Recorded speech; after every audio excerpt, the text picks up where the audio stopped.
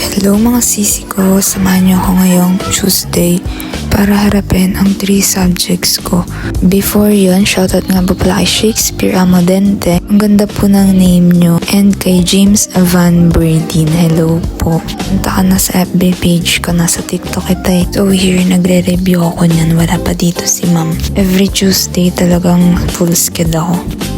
Here sa subject na to, 3 chapters kasi yung cover ng long quiz, so kaya langan talaga mag-review. Ayan mga sisi ko, nagre-ready na kami ng yellow pad, so start na ng long quiz. Update ko na lang kayo and tapos na. Sana ganun lang kabilis yung mga nangyayari, diba? Dito konti na lang yung hindi pa tapos sa quiz, kaya naglilinis na yung iba naming CM. Quiz lang yung ginawa sa first subject namin, kaya ito heading kami sa canteen para kumain muna para sa next subject namin kasi puro reporting naman yun. Ayan, kain muna tayo mga sisi. Ulam ko dyan is gulay. Pampalakas ng buto, kasu-kasuan, brain cells. Para pag iniwan niya ako, may lakas ako ng loob na mag-move forward. After ko kumain, dito muna kami sa canteen kasi matagal pa yung next subject namin and konti lang yung student dito. Baka kasi may makakita na taga Pasensya na po, suwail kami estudyante, mga hindi huwaran. Here, we're heading to our next classroom for our next subject. Hey, Jella!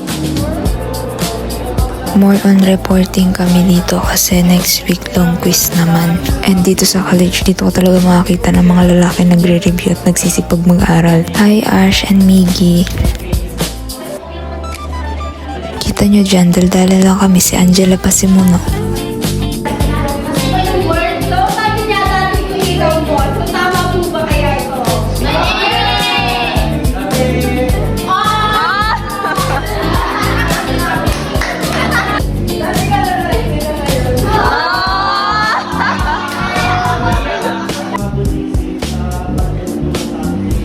After ng reporting, nagpa-lunch break muna si ma'am kasi mga lambot na and tulugan na.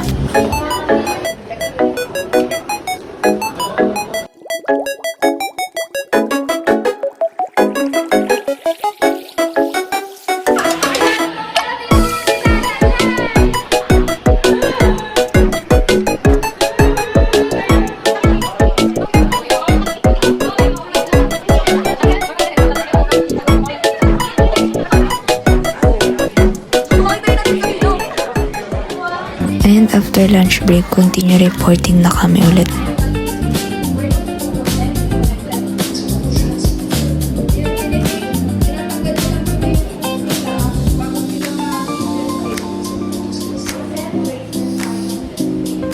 And after na reporting, class dismiss na kami sa second subject and heading naman for our last subject for this day.